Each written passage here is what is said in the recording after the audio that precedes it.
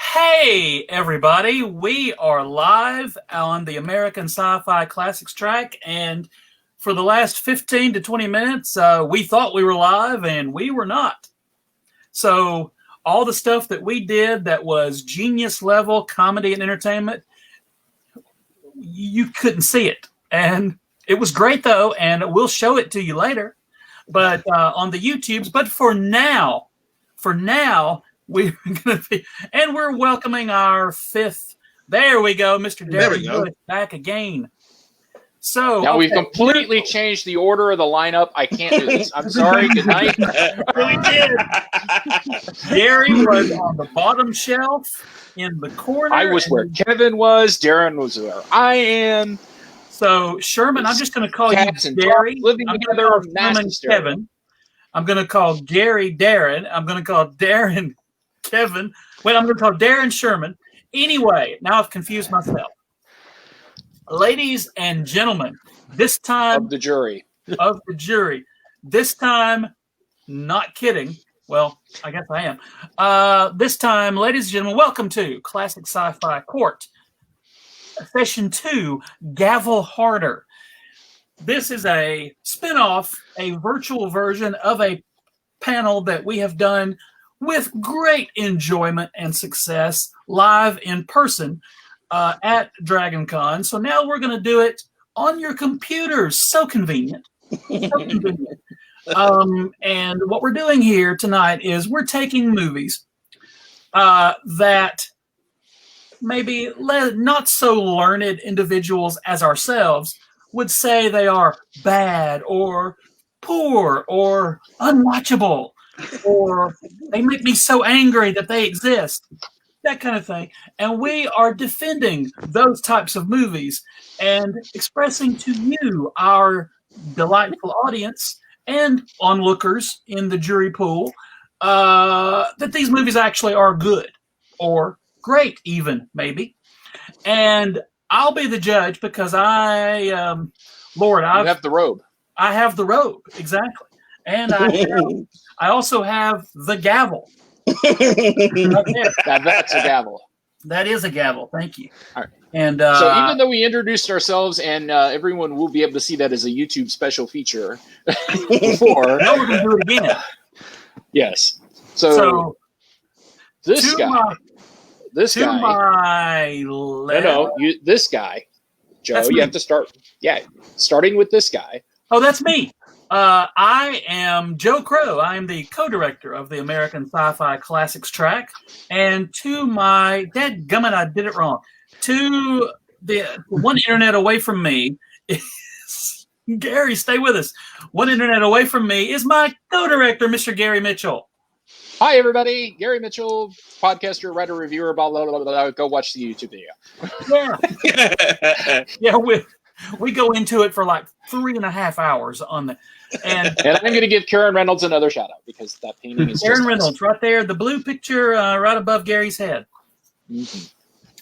2 internets away from me is brand new to the classic track, our friend Sherman Burris. How are you, sir? Look at that. I am fine. I'm good. Quite good. Yes. And we are that you are the first timer on. You were the only first timer on the amongst the defense attorneys on Classic Sci-Fi Court today. However, we will as a judge, I must remain impartial. I cannot give favors to first timers. But if it pleases the court, we will. Right below me, one internet below me is in my basement, Mr. Darin M. Bush. Yes, hello everyone. Again, for the second time, for the first time. I am allowed to say, Gary, stop doing that. I'm allowed to say that I'm an award-winning science fiction and fantasy author, and I do a lot of panels and conventions in the Atlanta area. Looking forward to going back to doing them live. As much fun as these virtual ones are, not as much hugging. Thank you. I am so hugging you. Next time I see you, it's coming. Yeah, get ready. Yeah. You really got to get around the clavicle there. You go, and, where's the clavicle? Wait a minute. Okay. That's a shoulder blade. All right. Thank you. Okay, I don't know. I'm from Alabama. This anatomy lesson brought to you by. I was about to say, it's a good thing we're not doing medical school tonight. We're doing lawyer school Online tonight. medical school. You know, the clavicle. You know, the Your clavicle. Honor, that is when he grabbed me by the clavicle. And we've lost control of the courtroom. Order in my own court. All right. Let's say now our fourth defense attorney tonight is one internet below Mr. Sherman Burris, one internet to the left of Darin Bush, one internet below Gary Mitchel. It's Mr. Kevin Eldridge. Hey, yes, hello. Yeah, I think I have defended a movie every single time we've done Classic Sci-Fi Court, going back a few years now. And as you can see, it's had its effect on me. You have paid the price, sir. It has not gone well. The weight of the judicial system has weighed heavily upon. It's taken its toll. When I'm not appearing on goofy convention panels throughout North America, such as this, you can find me online as a podcaster. I do a show called The Flopcast, part of the ESO network, and it's just a very silly, ridiculous, geeky weekly show. Find us there on The Flopcast. And Indeed. all the links to all the things that we all do will be in the comments on this video and on YouTube when it debuts thereupon later. With bonus content. With bonus content. Because Joe hit the wrong button. I would like to remind our commenters to please allow SteamYard to use your name so that we see who you are and not just as Facebook user. Because some Facebook user is a fan of Kevin Eldridge, apparently. Hey, but we don't know who it is, so I it's knew just someday I would have a fan. And that fan is a user of Facebook. So. And I'm also not surprised that they wish to remain anonymous. Well, I think they live in fear of your chicken empire that you're building in New Zealand. I'm working on it, yes. That's a real thing, yeah. Killer zombie New Zealand chickens. They're coming, people. Oh, and Lola is concerned who she's going to talk to, Sherman, since you're not there in the comments. Here, well, who's Lola going to speak to? Lola will be on next edition of Classic Sci-Fi Court. The docket was full, and I had to clear the courtroom. I thought that was the title of the next one. Full docket. Full metal docket. Shouldn't that be either a Steven Seagal or a Jean-Claude Van Damme movie? Jean-Claude Van Damme in full docket. He's a judge on the edge. All right, anyway, so here we go. Let's see if we can get this done in under 4.5 hours. It's not happening. We're going to break the internet, ladies and gentlemen. Thank you guys once again for coming. And if you're watching us live, for taking the time out of the awfulness of all that to spend some time with us and just enjoy some time amongst some learned individuals like ourselves, some cultured creatures, and also me. Mm-hmm. Gary immediately is like, yeah, exactly. Well, the difference between me and yogurt is yogurt has an active living culture.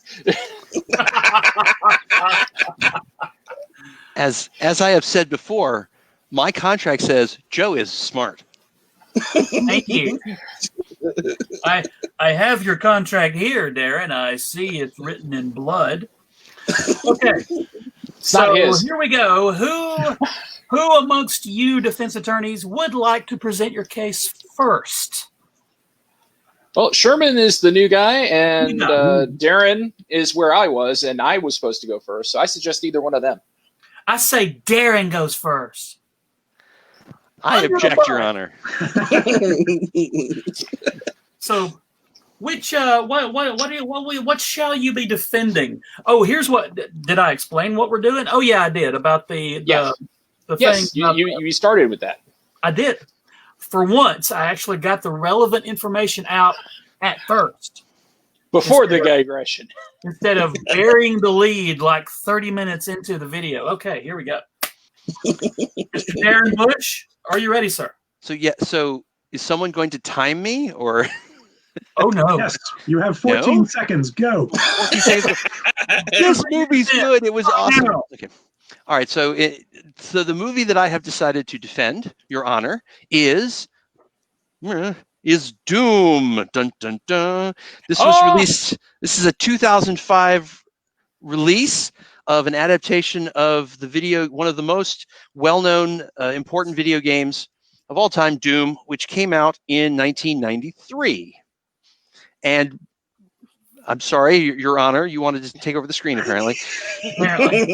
Never mind. So I would like to start with some facts, some givens that we can allow the jury to digest when they deliberate.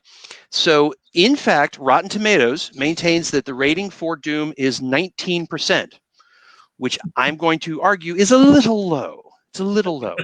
The movie was budgeted for $65 million. I'm rounding off a tiny bit, American millions.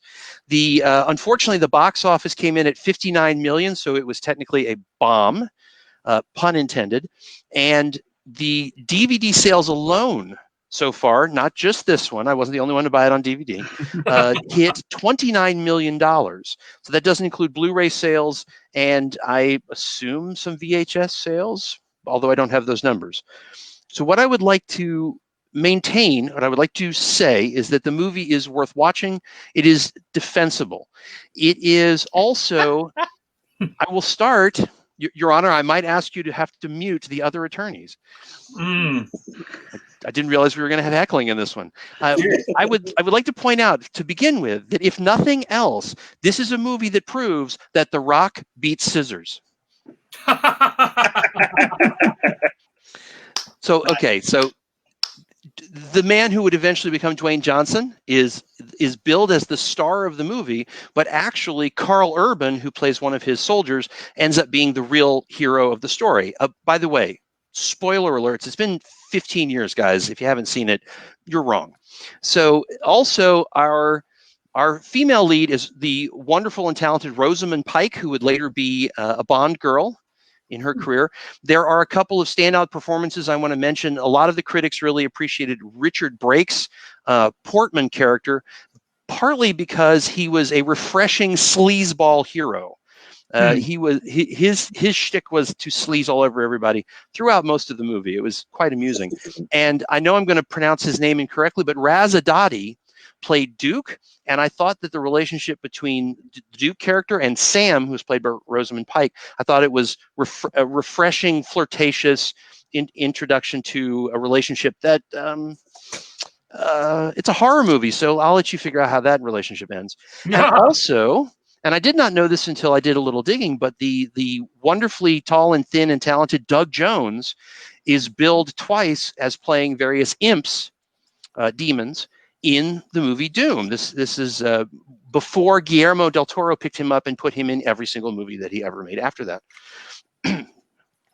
So what I would like to say is that, yes, the general audience was unappreciative of the Doom movie. The box sales reflect that.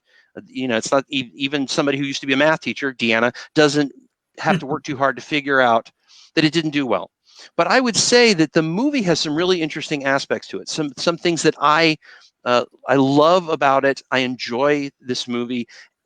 And in all respect to the plaintiff, who did not like this movie, I will have to say that, yes, this movie is very focused. It borders on pandering to the fans of the game, of which we must remember there were millions and millions of fans of this amazing game, which still has products coming out even today. There were moments where they were playing to the gamers, again, pun intended, and I thought they did an excellent job of that. There are visuals, there are sound effect references, there are in-jokes, and not unlike the movie Solo, which may end up in this court at some point, I hope, Doom does a good job of the in-jokes and the self-referential gags and moments. So I can understand, I can appreciate that if you're not a gamer or if you're not interested in sci-fi horror survival movies, that this is kind of not your movie. However, I would say that does not excuse the behavior of critics saying that it wasn't good at what it was supposed to have done, and it was. It was excellent at what it was supposed to have done, which is that it had a bunch of scientists running from demons and monsters and soldiers killing the demons and the monsters and fighting amongst themselves. It did that very well. It did a great representation of the game, to the point where they even had a 5-minute segment, a famous 5-minute segment, where they showed the action from the point of view of Karl Urban, our reluctant savior, as he wandered through the facility in Nevada, the underground facility in Nevada, which was the last holdout against the demons. And so the camera was essentially through his eyes. Doom was one of the best first-person shooters ever presented, and so you got 5 minutes of first-person shooter in the movie. It is a wonderful moment of movie making. Yes, the dialogue is 3 one-syllable words. The action is pretty straightforward. The plot is kill the things in front of you. Not too complicated, but it's a very enjoyable moment coming from somebody who played Doom in the late 90s and really loved that game and misses it. So I do also want to wrap up by pointing out a couple of points that are relevant to the way the game, the way the movie was made, some things that you don't notice necessarily the first time through. They didn't have the hero, the hero's relationship with the woman be an ex-lover or an ex-wife or ex-girlfriend, as you might expect. In fact, they made a joke because you don't find out that she is his sister until about 16 minutes into the movie. And the fact that she is the sister, not the ex-lover or ex-wife, is actually an interesting twist. And they make a joke about it in the movie when Duke, played again by Raza Dottie, is like, dude. And he's like, it's my sister. She's my sister, which was a pretty good joke for that movie. The other thing I want to note is that there was a lot of interesting technology. There was a lot of great special effects and a lot of great makeup effects and moments. If you have any interest in biology or in genetics, I hope you will remember that there's not one single moment in the movie where you go, they have completely screwed up the science. They may have fudged it a little bit. It is a science fiction horror survival movie, but the science is good enough for this. Nothing in it made me go, okay, that was an inexcusable explanation of how DNA does not work. The science was good. And I will also point out, yes, DNA. And I will also point out that this movie had a nano wall, and not that I would ever go through a nano wall personally, but it's a very cool effect. It's a very cool moment. There's several very cool moments in the movie where they use the nano wall to dramatic effect and to horrific effect, which again, that's part of the point of the movie. So I would say, Your Honor, that I have brought my BFG, which stands for Big Frontal Ganglia, to this argument, and I present to you that you should go back and watch Doom on DVD or Blu-ray or VHS if you can get your hands on it, because doggone it, it's a very good movie. It's worth a couple of hours of a ride. Thank you. Thank you. Would anyone amongst the other defense attorneys like to present a counter argument, or would append to the statements presented by Attorney Darin Bush? Would this go? You go ahead, Sherman. Yeah, Sherman. Okay. Go ahead. This nano wall, would describing it be too much of a spoiler for the movie? Not at all. The movie's from the 90s. Go for it. Oh, okay. Yeah, it's 15 years ago. Spoiler alert. The nano wall it's the funny thing is it's actually not a wall, it's a door, but it's made up of nanoparticles, and when it is activated, it becomes a solid barrier. Now, in the plaintiffs, out of respect for the plaintiff, there is no explanation as to why they just randomly happen to put a nano wall up in one particular room. But the nano wall is very cool. It's well done. The effects are well done. And there's a moment where they hit the button and it becomes a solid wall while one of the demons is pursuing them, and he gets stuck in the wall. And that actually becomes a useful part of the story because it allows them to investigate a live demon without it trying to eat their faces, which is important. So it's a neat little trick for the story and the plot. But also it allows them to get really good information on what's really going on. And then there is this terribly, terribly tough moment where Dwayne Johnson's character, Sarge, is sort of, again, spoiler alert, is hinting at the fact that he's already started turning into a demon when he says, oh, no, his condition is terminal, pulls a gun and shoots it in the head while it's stuck in the nanowall. Now, of course, the next time they open the nanowall, the pressure is released and the dead body goes plump to the floor, makes a plumping noise. Was that what you were looking for, Sherman? Yeah. Yes. It very reminiscent of the nanites in Black Panther's armor and Black Panther movie. Yes. Okay, so I would say that I would counter that the movie is accurate to the game because the movie, instead of demons from hell, they're ancient aliens, and so I felt a little robbed not getting demons. But the 5-minute first-person shooter scene alone is worth the price of admission. I will give him that. And I also have to give a shout out to Ryan Schweck, who says that the movie deserves a 25% bonus for Carl Urban being involved, and that this sums up most movies from 2005. It's good enough.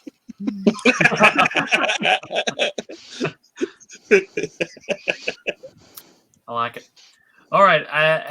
While the other attorneys were presenting their additional arguments, I was retreating into the judicial chamber of my mind and preparing my verdict. And I am rendering Doom, the movie, not guilty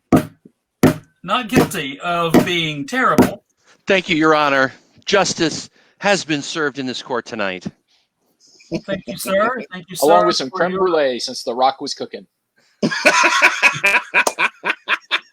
You'll remember Rock beats scissors, though, won't you? Yes. Yes. All right. Let's see. Deanna boos you. She boos you. Yeah. Lola said it was like, the science said it was like Goonies, good enough. Yes.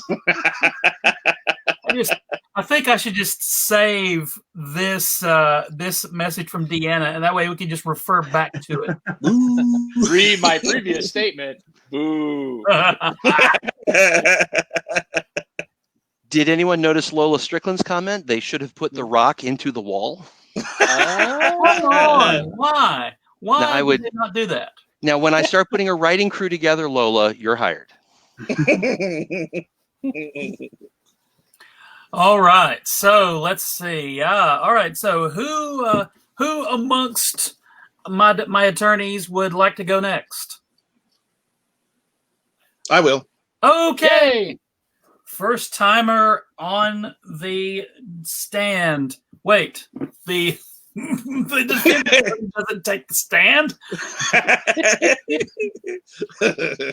don't know if it's a British where they stand at that little podium thing. Go into it, ladies and gentlemen. All right, and which movie are you defending today, the Honorable Mr. Sherman Burris? I am defending Krull from 1983. Oh, yes. Thank you. I would like to enter into the public record beforehand that Krull is pretty much the best movie, and if anyone said "boo, I don't like Krull," then I am preemptively gaveling you out of the courtroom. And okay, now I will allow the defense to continue. Yes, it has a 32 rating on Rotten Tomatoes, but Krull happens to be one of the greatest entertainment nexus. Great entertainment nexus, I'll just say it like that. There were a number of people who were in that movie that went on to make other great movies that came out in the 80s. Well, not just the 80s, but 80s and 90s, movies and television, I should say. The star of the movie what was his name? Ken Marshall went on. He played the character of Colwyn. He went on to play Lieutenant Eddington on Star Trek Deep Space Nine. The court was not aware of that. That's awesome. Yes. Well, let's see. Let's see with some others. The character of Erig from the movie was played by Barnard Archard, who was prior to that in The Mask of Sutekh, an episode of Tom Baker's Doctor Who on the BBC. Let's see. This movie went on also. We had a couple of other people that went on from this movie. We had Lysette Anthony. Well, she wasn't in that. I'm talking about something else. The character of Ynir was played by Freddie Jones, who went on to play Thufir Hawat in 1984's Dune. But the widow of the Web that he had some relationship in the movie too was played by Francesca Annis, who went on to play Lady Jessica in Dune as well. So Krull is a Dune prequel. Yeah, you could say that. You could say that. This movie featured some very early roles by some really notable actors, such as Liam Neeson as the oft-married Keegan. We also had Robbie Coltrane, who goes on to play the character of Hagrid in the Harry Potter movies. Let's see some others. There are some other things about this movie that connect to other movies, like I was saying before. For instance, in the movie Krull, the armor that is used by the soldiers is later seen in Pee-wee's Big Adventure in the backlot. What? Yes. There is actually a picture of it on Twitter, and you'll see the same. It looks almost like a duck face. But it's the same armor that's used in Krull is used on the backlot in Pee-wee's Big Adventure. Let's see. There's something else about it. Well,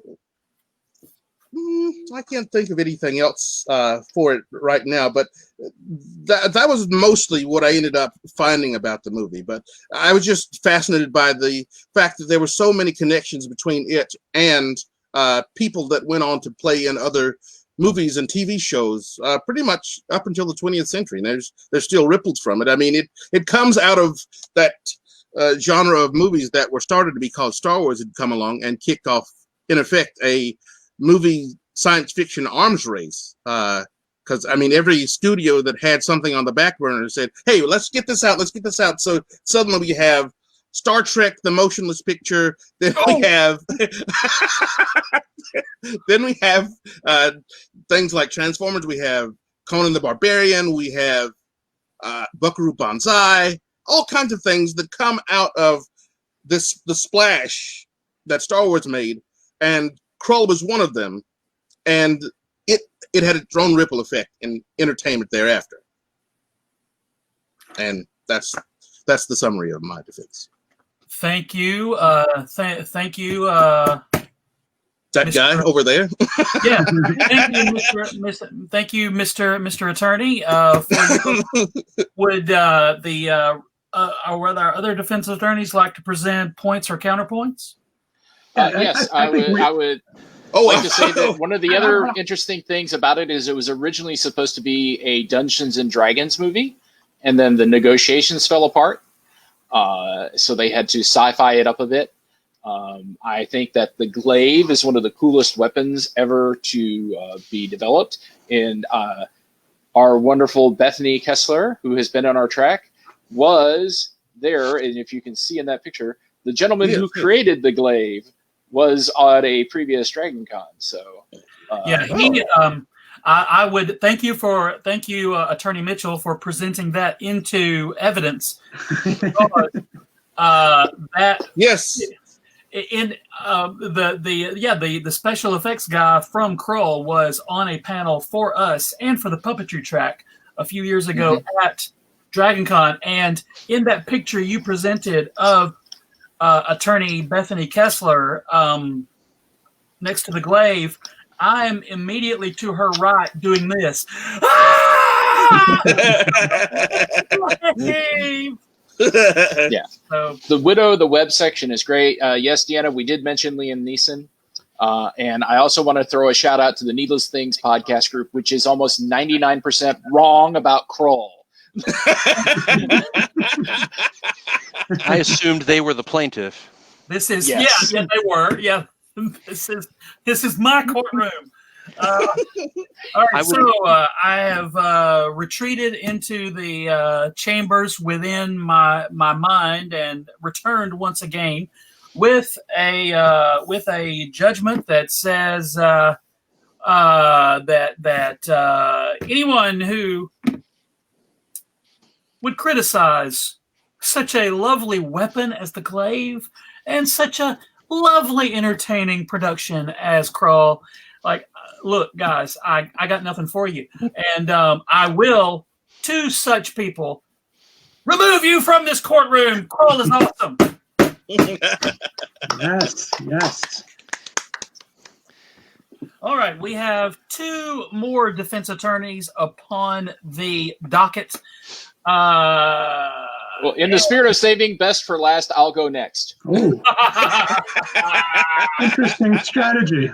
Interesting strategy. Also, I would like to give a few extra points to the presentation of Attorney Burris for correctly pronouncing Conan the Barbarian. Good for you, Conan?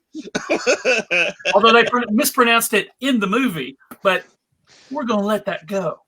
What is best in life? Getting my name right. Okay, Mr. Gary Mitchell, Attorney Gary Mitchell, present your case to the court, sir. Which I will be presenting. I shall be defending a lovely little movie from 1997, which does have some defendants, but it does have much more detractors, to the point that I still remember when it came out, our wonderful friend Shane Ivey, co-creator of RevolutionSF.com, was practically pissing blood about the movie. Can't wait. And that was Starship Troopers from 1997. A wonderful movie by Paul Verhoeven. It was made for, here's some basic facts, it was made for $100 million. It grossed $54 million, so it did very well. When the worldwide total was done, it was $121 million that it made, so it's still considered not good. It is a 64% rating on Rotten Tomatoes. You can watch it on Netflix and Amazon Prime if you need to refresh yourself with it. And I think the reason a lot of people didn't like it when they came out at the time is a lot of people really didn't get what Verhoeven was doing, because the trailers and everything cut it as a straightforward sci-fi action movie. Let's Ryan Schreck, I will let you know more. And Starship Troopers is in fact one of the most wonderful, subversive black comedies I have ever seen. It is a satire of fascism and propaganda movies. But would you like to know more? The news effects, a lot of the young and beautiful people going to war. Yes, unfortunately, there are people who don't love it. And that was, I believe, Beth Van Dusen. Hi, Beth. We love you. Order in the court. But yes, it's got a wonderful cast. Casper Van Dien was just coming to his own. We got Dina Meyer. We got Denise Richardson. Jake Busey going full on Busey crazy.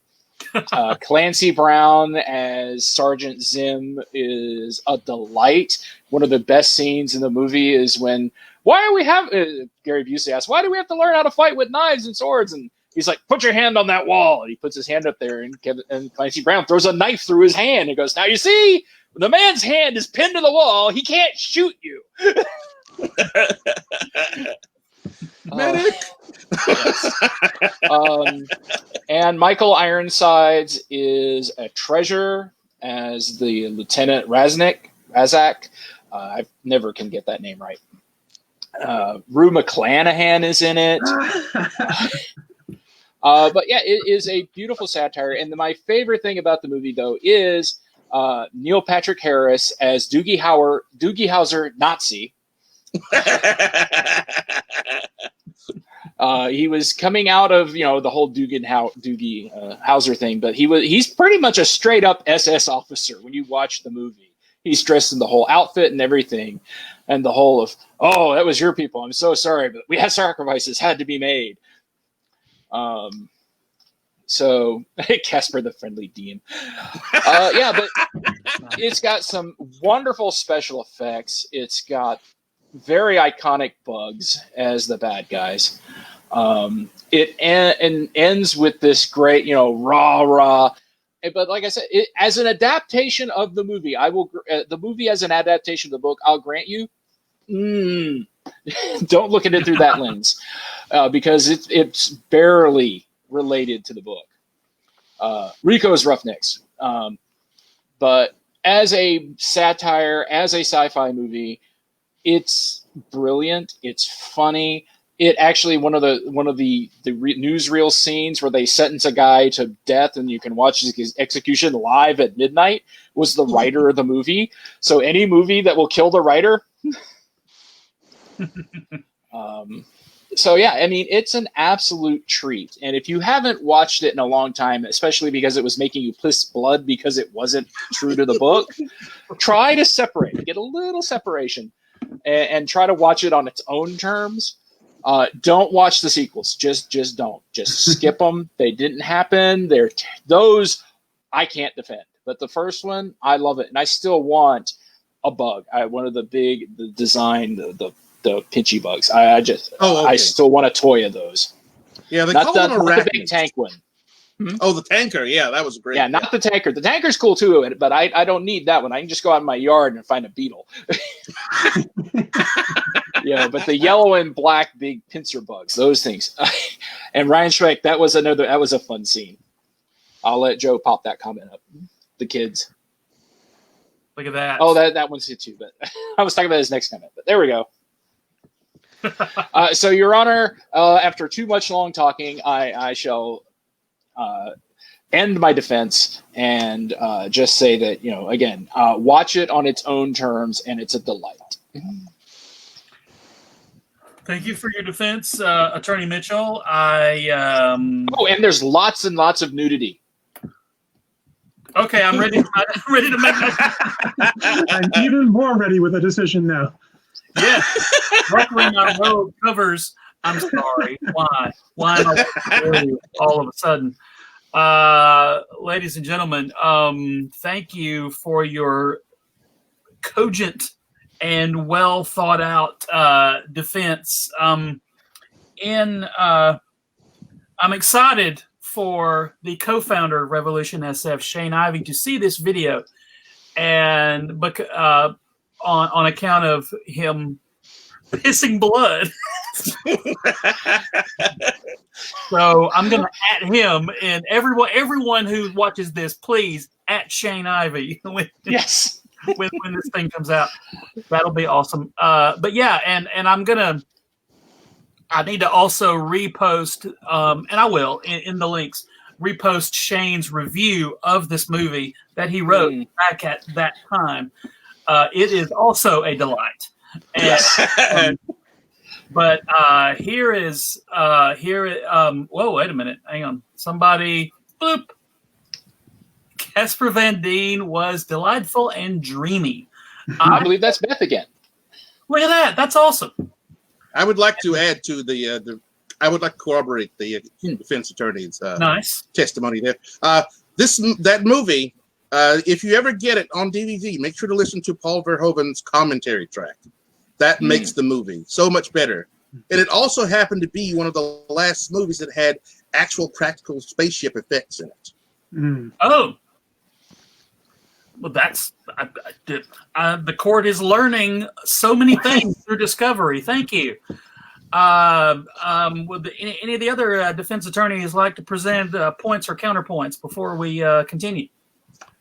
I would just point people towards. There's also an excellent Riff Tracks live version of Starship Troopers, and there's a Riff Tracks live version of Krull. Those are both worth checking out. Come on, H, you want to live forever? Also, I would recommend going back in time and playing the Krull arcade game, which completely goes against the premise of the glaive, which you only have one glaive. In the Krull arcade game, you have like a zillion glaives. There's also the Atari 2600 Krull cartridge. Oh, I bet that was so crisp and so well. I bet the guy was like two off-white. The glaive was like a dot, essentially. But we loved it. Yeah. Okay, so ladies and gentlemen, let me go run through a couple of comments from the jury. Let's see. Someone said hello to Sherman. Who is that? I don't know, but it's no Battlefield Earth. Nothing. That was James P. Nettles. Nothing. Oh, okay. I love it. And this from Shane doesn't force me to listen to puns. Your Honor, can you please restrain that juror? Come on, Deanna. I'll be forced to. My puns just bug her. Oh, that took me like a total of 15 seconds to get, and that hurts me. But all right, ladies and gentlemen, so your verdict, Your Honor. What? Order in the court, Gary Mitchel. Okay. All right, ladies and gentlemen. Now, for the next on the docket, ladies and gentlemen. I'm still waiting on a verdict. What? I didn't give the verdict? No. Oh, we lost Darin. You gavelled Darin out of existence. See, that's why he was under you. It was a bad idea because you just. Darin was so angry with the court for delaying the verdict that he just left the courtroom completely. But no, Starship Troopers, I declare it not guilty. Not guilty of being a movie that makes you piss blood. If that happens to you, please consult a doctor, preferably not Doogie Howser. Deanna has shown us why Darin has dropped out.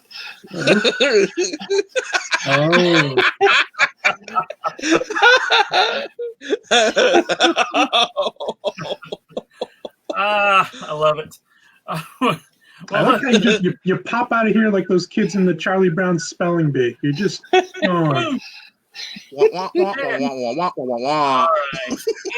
Please use wah wah wah in a sentence. Boom! Hey, there you go. That is what happened. That is why Darin had to leave. Thank you, Mona. All right. Are we ready for? And I say, are we? Look, I'm the judge, guys. I'll tell you when we're ready. I'm so not used to people listening to me or doing what I say. So, ladies and gentlemen, next on the docket, Attorney Kevin Eldridge. Hello. All right, I think I got to do that fancy sharing screen thing now because I got slides. Yeah. Ooh. I learned this from Gary last time. I learned it from watching you, man. You learned it from watching you. And you know what? This time I didn't do it. So Kevin, take it from me. Be careful which button you click on during a live. I might just pop out of here right now, just like Darin. That's just a general life tip. Be careful of the buttons. Banished to the Phantom Zone like Darin. All right, so if I hit this and share screen, share screen. Okay. And is anything happening yet? It is not. Not yet, no. Okay, all right. Share screen.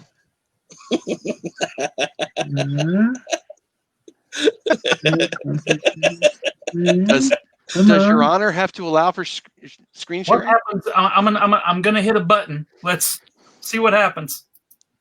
No, that didn't work. I like that though. That's social distancing. Oh, there's me. My. There's us.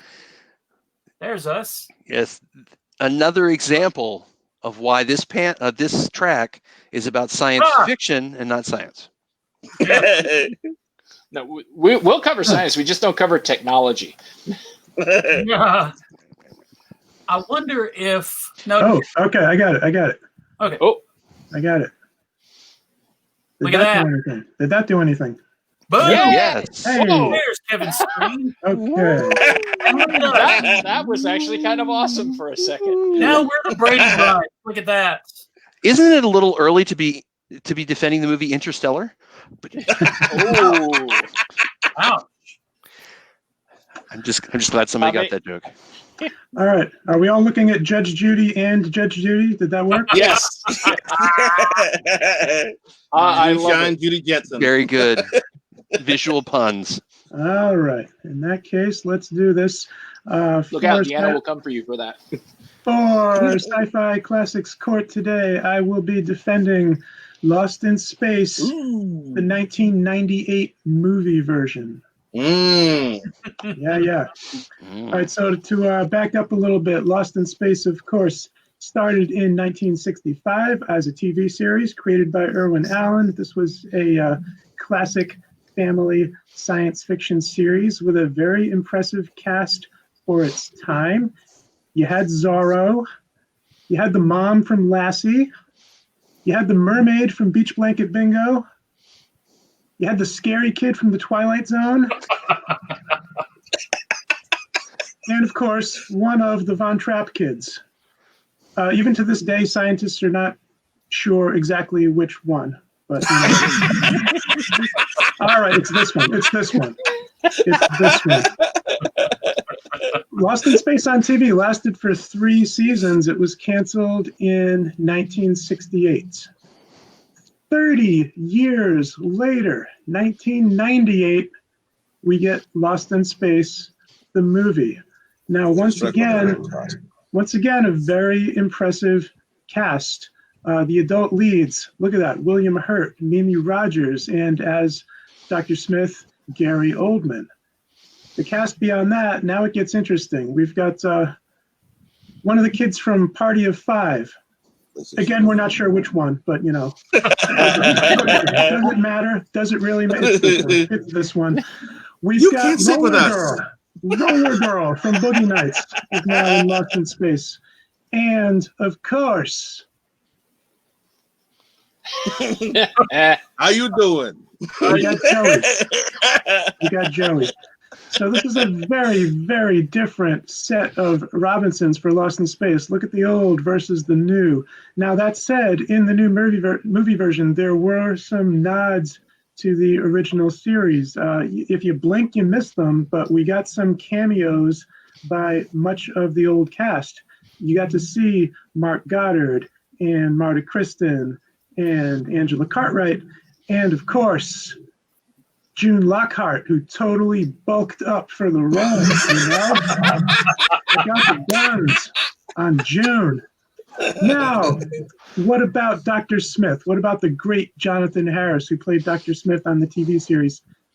Interestingly, Jonathan Harris refused to do a little cameo like the rest of the cast. He said, "I'm going to be the star of this thing, or I'm not going to do it at all."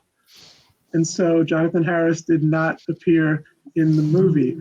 Strangely, he did appear at the time of the movie's release. he appeared on Late Night with Conan O'Brien, and he spoke very highly of the movie. During that interview, he said, "This is a very important movie, and everyone should see it." And to this day, I can't figure out if he was being serious or not, but that's what he said. The other interesting thing, later in that same interview, he had a very awkward confrontation with the resident robot on Conan O'Brien's show, the Pimp 5000. They faced off. That was something. Now that leaves us with Bill Mumy, of course, who was a young Will Robinson in the original series. Bill Mumy was sent the script for the movie and saw that it contained a role for an adult, a grown-up version of Will Robinson, who would have been about the same age that Bill was at this time. So that seemed perfect. There was like an alternate timeline thing going in the plot, and that's why there was an adult Will Robinson. That's the only time I'm going to mention the plot for the rest of this episode, by the way. So you're welcome. So Bill was up for it. One problem, at the same time, he was very busy with Babylon 5. However, the producers at Babylon 5 were willing to accommodate his schedule. They said, "We will work around you so that you can go and do the Lost in Space movie." So it all worked out. And that's why when the movie came out, we got this wonderful scene where there in the darkness in the distance, we see the grown-up Will Robinson, and we zoom in, and here we go. There's a totally different guy who's not Bill Mumy at all. The actor's name is Jared Harris, who would become a little bit better known a few years later from Mad Men. But what happened is it turned out the Lost in Space producers did not want Bill Mumy to play adult Will Robinson, even though he was literally adult Will Robinson. They wanted him to do just a little cameo like everybody else. And so just like Dr. Smith, Bill said, "You know what, forget it." In hindsight, there's one more kind of interesting cameo in the Lost in Space movie, and that's the very first character that we see in the entire movie is this fighter pilot played by Lenny James. There he is, and these days we know Lenny James as Morgan on The Walking Dead. First guy you see in the movie. There's one actor from the original TV series who did actually reprise his role for the movie. That was Dick Tufeld, who was the voice of the robot. Also provided the voice of the robot for the movie. Now, the movie robot did not look like this. That's the old robot you see there. New robot looked like this. This was a big, scary robot. A little too big and too scary, because about halfway through the movie, young Will Robinson rebuilds the robot to make it a little closer to the original, but it still looks a little different. It's still its own thing. It still really looks unlike anything that anyone had ever seen before.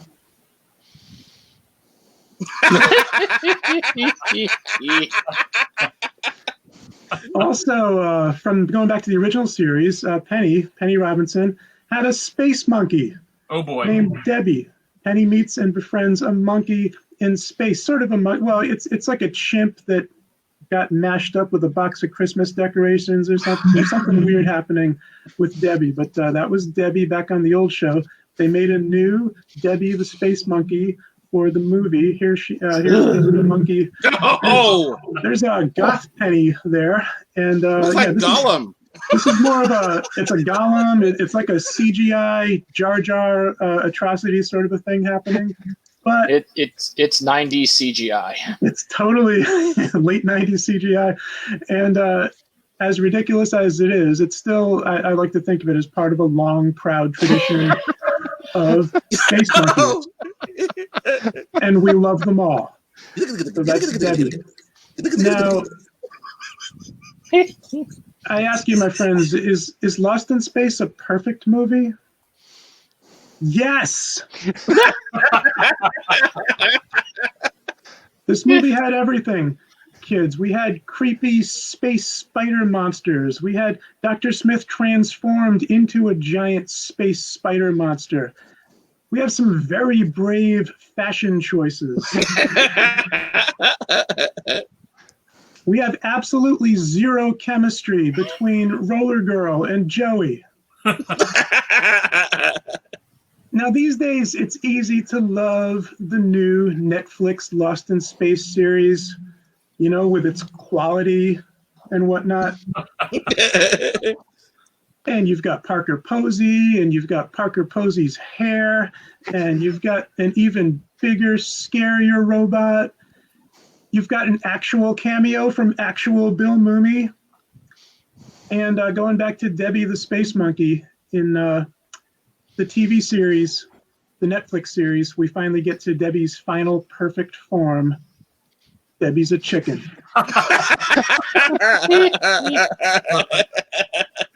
Now, going back to the movie, the Lost in Space movie had a budget of $80 million.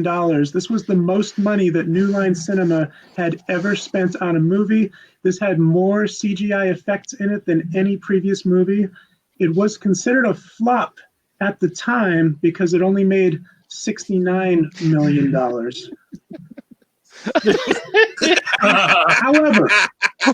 However, consider this. Lost in Space debuted at the box office at #1, and the movie that it kicked out of the #1 spot, snapping an excruciating 15-week run at #1, the movie that we all suffered through together for months, was beat by Lost in Space. That movie was Titanic. Lost in Space. It was Lost in Space, my friends, that knocked Titanic out of #1. We have Lost in Space to thank for that.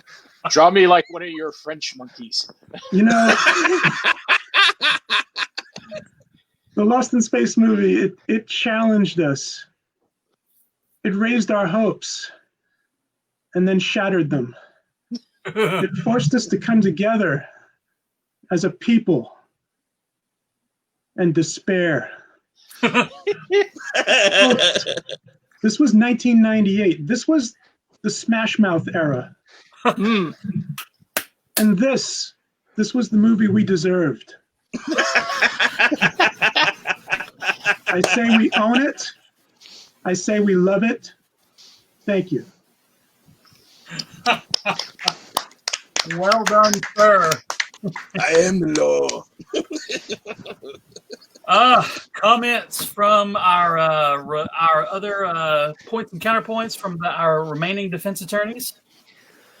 The space spiders were very cool, and there was actually a great little toy that you could get of the robot that came with 2 of the spiders, and they were magnetic, so you could stick them on things. Oh, wow.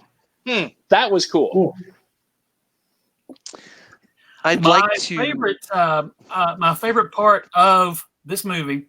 Thank you, Attorney Kevin Eldridge, for your amazing defense of this thing that happened. My favorite part of the movie is with the space monkey, because even though now I am as we all must be, major fans of Lacey Chabert, the yes. young Penny in the You can't sit with us. and much like her later appearance that she is very famous for, she kept trying to make that space monkey happen, but it wasn't going to happen. But even though the space monkey was technically not there because she was acting against a CGI effect, you could, if you witness her performance, she could barely conceal her terror at the thing that was sitting on her shoulder that was not there. So the acting choices of, because the whole point is, that thing is so cute. And yet, young Lacey Chabert is like, please get this thing off me. It's cute, but if you're on an alien planet and that thing lands on your shoulder, how cute is it at that point? And actually, Thank you. If you look at the DVDs, the deleted scenes on the DVD, there are deleted scenes where Debbie, the little space monkey, leads Penny back to where there's a giant-sized space monkey, like the giant mama space monkey. And if you think the CGI on Debbie looks crude, the giant one they didn't bother to finish. So it's even better. So it's made up of like 10 polygons. It's a hairless ape. Yeah, It was a single gon, not a polygon. They didn't have enough money for a polygon. it looks like original Donkey Kong. I didn't. What if it's just some crew guy named Chuck who's sitting there with a sandwich, holding up a sign that says "Monkey Mom"? Monkey. I didn't realize before how much of that monkey looked like the perfect fusion of the Rankin Bass Gollum and Gollum from 2001 on through for Peter Jackson's Lord of the Rings movies. It's amazing, just with three little dongles on top of its head, almost like a chicken crest. So that's amazing. I didn't realize that. I mean, even Gollum had to find work. Yeah. Gollum had to find work. Now, Attorney Sherman Burris, please do not use the word dongle in my court. You had a comment, Darin? Darin, did you have a comment? I'm still recovering from what Joe just said. Attorney, no, Darin, you're out too. No, dongle. At least it's not moist. A moist dongle. And he's gone. Wow. Hey, look at Joe cleaning house. Wow. Fine. I was going to power went to his head. Joe is clearing this courtroom. Oh wow. Well, guys. My verdict is that Lost in Space is guilty of being there for us. Like when the rain started to fall, Lost in Space was there for us, and so guilty as charged of being there for us when the rain started to fall. And see, the robot has invaded the attorney quarters with Attorney Kevin Eldridge. Yeah. Ladies and gentlemen, thank you again for attending another session of Classic Sci-Fi Court. If you have movies that you would like to see us, and by us I mean the other defense attorneys, because look, I got the robe, man. If you have other movies you would like to suggest for us to do in the next session of Classic Sci-Fi Court, please just keep it to yourself. Yeah. Tell no one. We'll do this again at a later date, and thank you again for allowing the court to come into your home and take up residence and drink all of your beverages and eat all your Cheetos. We're not leaving is what we're trying to say. We're not leaving. No, we're not leaving. That is what we've done. Yeah, while we're like a tick now. Yeah, we're here now. So on behalf of all of us, so everyone watching, so what you guys doing? Because we're hanging out, bro. What are you doing? What do you want to do next? But thank you guys very, very much. I'm going to go around the horn once again to get everybody to now all of your links and all of your social media things. We'll put those up so you don't have to spell out the HTTP when you tell us. We'll do all that. But ladies and gentlemen, starting with the internet to my left, Mr. Attorney Kevin Eldridge.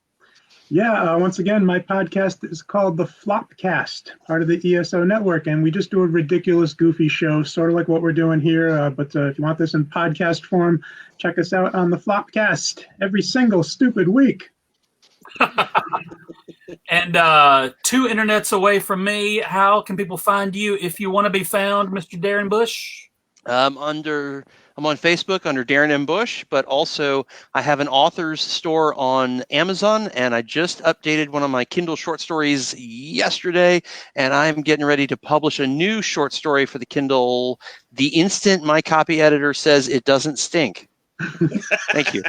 As a professional copy editor myself, Darin Bush, my job is to say that your work stinks. So if you'd like someone to tell you that you stink, I'm available. But to no one's surprise, 80% of my copy editor's job is to go, Darin, you're the only one who thinks that's funny. And below Mr. Darin Bush, Gary Mitchel.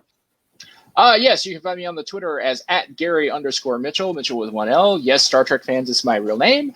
You can find me here on the Classics track. You can find me at Monsterama with Darin, where I will be running SpyCon, which is a con happening in the same location at the same time. It's two conventions in one. And, of course, my weekly roundup of the geeky releases on physical media, slip discs every Monday night on revolutionsf.com. Or you can, like I said, find me on the Twitter where I'm getting thrown off for telling racists what they can go do with themselves. And Deanna has a lovely question, I think. All right, here we go. Let's refer to the peanut gallery. Is the only reason why this panel exists, so Joe can wear a robe. I work out of my house, so I don't need a reason. However, this robe is from the Ric Flair collection, and I wear it in my everyday life, and it is delightfully soft, and also gets me into the Marriott bar at 2 a.m. for free. And rounding out our amazing cast of attorneys, making his first successful appearance on the Classic track, Mr. Sherman Burris. Where can people find you if you want to be found? I can be found on Facebook under Sherman Burris. I don't really comment a lot, but I can often be found commenting on threads and Paprika. I can be found on various social media under the name Nerdburger358. Pinterest, Instagram, Twitter, and there's one other, but I can't remember it right now. But yeah, that's where I can be found. VHS? No. VHS. We didn't get a VCR until I was well into my teenage years, so no. Nice. Kevin, Darin, Sherman, Gary, Self, thank you all. Thank you all for being a part of Classic Sci-Fi Court, and thank you everyone who hung out with us and watched. And we'll do this again very, very soon. We love you guys. Stay safe. And that's all I got for you. Join us next time when Mr. Gary Mitchel will say, "I'm not wearing pants yet."